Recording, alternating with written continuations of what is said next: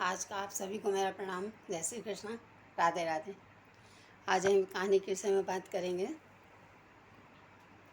अच्छी कहानी है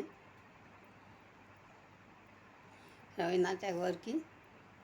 इसमें यह है, यतन है और पटल एक बच्ची है और हर कुमार बाबू पटल के पति हैं और एक लड़की है जिस बच्ची को उन्होंने वो कलकत्ता जा रहे थे। पहले उनका बिहार अंचल में डिप्टी मजिस्ट्रेट में भर्ती हुई थी, लेकिन उनका ट्रांसफ़र करके वो कलकत्ता आबाकारा में आ गए। और यहाँ आने के बाद में वो जब ड्यूटी ज्वाइन करने जा रहे थे और बंगले के पास ही उनको वहाँ पर एक लड़की मिली और उसके माँ बाप भी थे। पेड़ के नीचे बंगले के करीब ही वहाँ पर पड़े हुए थे, भूख प्यास से व्याकुल। उस समय बहुत भूखमरी थी, अकाल पड़ गया था और अकाल के कारण जो है वो माँ बाप तो मर गए, लेकिन बच्ची की सांस चल रही थी, वो जिंदा थी। तो पटल जो है हरि बाबू के साथ में लड़की को अपने घर ले आई। बड़ी थी लड़की, लेकिन होश नहीं था उसको। तो इधर यतन जो है डॉक्टरी कर रहे थे और यतन उनके घर पर आए। आकर उन्होंने देखा कि इस तरह से उसने बताया कि भाई ये लड़की बहुत बीमार है और ज़रा आप एक बार उसका चेक कीजिए। तो आए, उन्होंने पहले देखा तो बोले शारीरिक यंत्र तो बिल्कुल ठीक है, कोई तकलीफ़ नहीं है। तो कुछ हृदय रोग, अब हृदय रोग की बात होते ही उन्होंने देख करके वो चुप हो गए। बोल नहीं, आप उसको व्यवस्था कीजिए, अच्छी तरह से खिलाइए पिलाइए, ठीक हो जाएगी, ऐसा बोल करके और देखकर चले गए। उसने बहुत जतन किया, पटल ने बहुत संभाला उस लड़की को, बड़े प्यार से रखा, खिलाना पिलाना उठाना बैठाना सब काम करती थी बड़े प्यार से। और उसको जब वो बड़ी हो गई तो एक दिन वो गई थी, अब भाई है उसका यतन।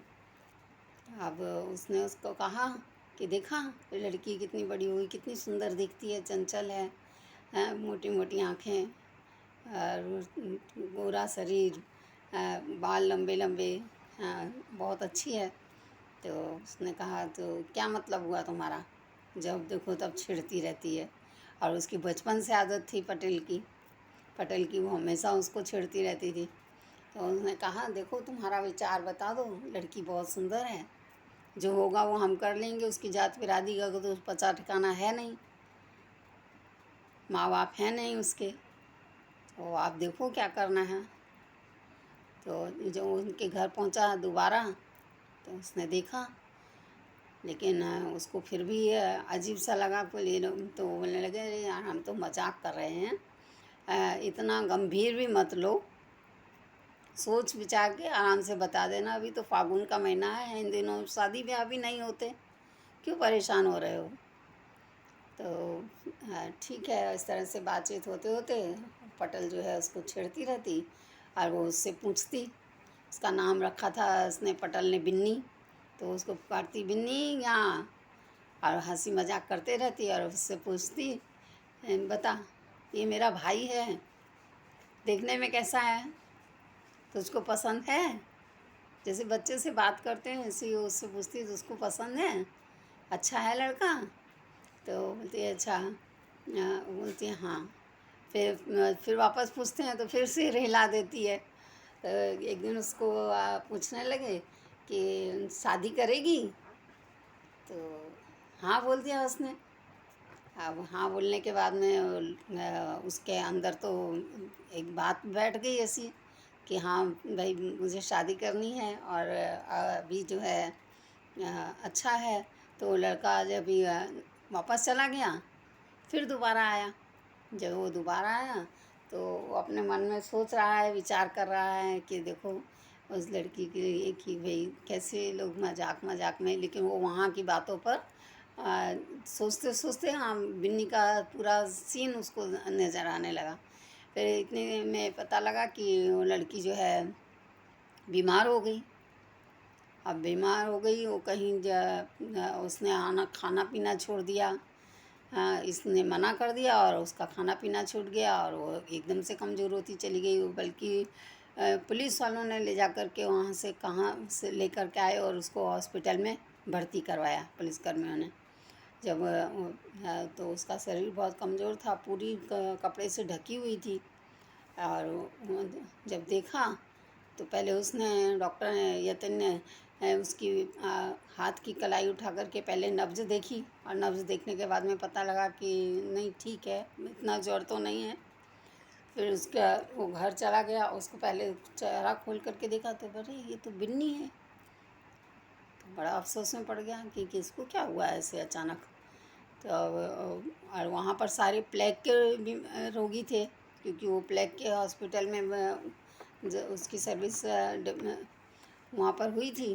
तो जब वहाँ और उसको प्लेग नहीं था, लड़की तो खाली कमजोरी के कारण, वीकनेस के कारण और चक्कर वगैरह आकर के गिर पड़ी है।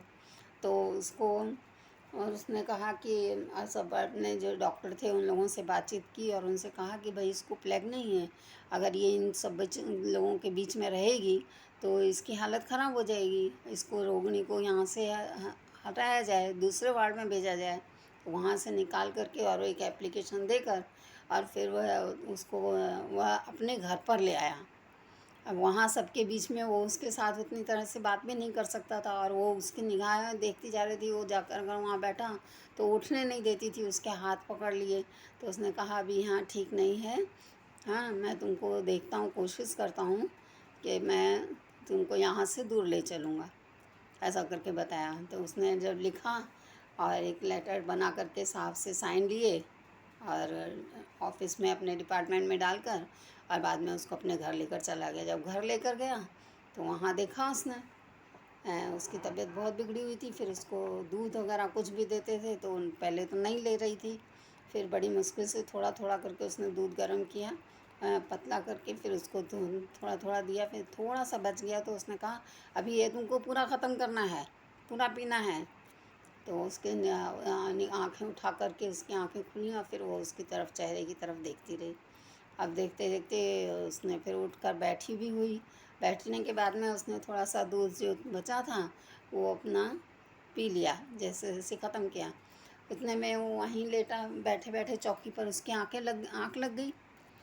ऑफिस से और हॉस्पिटल से उसने छुट्टी ले रखी थी उसको देख रेख के लिए।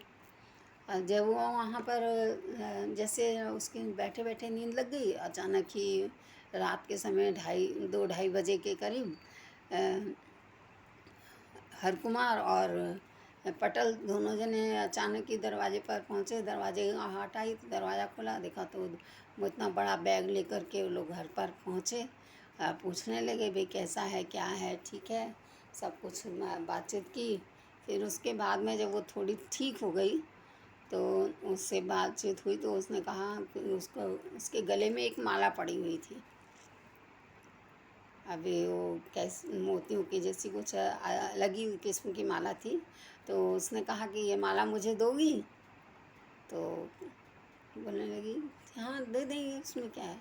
तो उसने पटेल ने सारा श्रृंगार का सामान, साड़ियाँ, सारी चीज़ें लेकर आई थी। अब साड़ी तो पहन नहीं पा रही थी क्योंकि बहुत कमज़ोर हो गई थी, तो उसको पहनने में तकलीफ़ हो रही थी।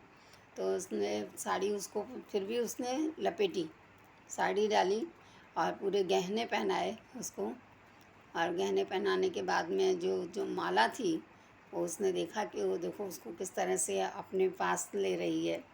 हाँ, फिर वो माला उसने यतिन के गले में पहना दी और इस तरह से उनका जो है अंतिम समय, यानी उसको एक सुहाग का साथ मिल गया। बाकी तो अंत समय था। तो मालदान इसका नाम है। तो उसने माले को दान किया। अभी इस तरह मतलब वो लास्ट में उसका अंत हो गया और साथ मिल गया उसका, इतने में ही जीवन पूरा हो चला। और इस प्रकार से कहानी का अंत हो गया। अभी देखिए, आप लोग पढ़िए, अच्छी पुस्तकें हैं रवीन्द्रनाथ टैगोर की। सुबह का उसमें वृक्ष लगे हुए थे, घटाएं थी, एक तरफ कटहल के झाड़ थे, पेड़ लगे हुए थे, और जब वो बैठता तो बाहर का पूरा बरामदा उसको दिखाई देता, ऊपर का आसमान देखता रहता। और इस तरह से जो है पहले मना कर रहे थे, फिर अचानक बात ऐसी बनी कि वो जब बीमार हो गई तो उन लोगों ने सोचा कि ये ठीक नहीं है। जय श्री कृष्णा, राधे राधे। सब चीज़ें चलती रहती हैं, संसार है। पढ़िए, देखते रहिए, सुनते रहिए, खिलखिलाते रहिए, हंसते रहिए, मुस्कराते रहिए। और आज के आनंद के साथ आप सभी को मेरा प्रणाम। जय श्री कृष्णा, राधे राधे।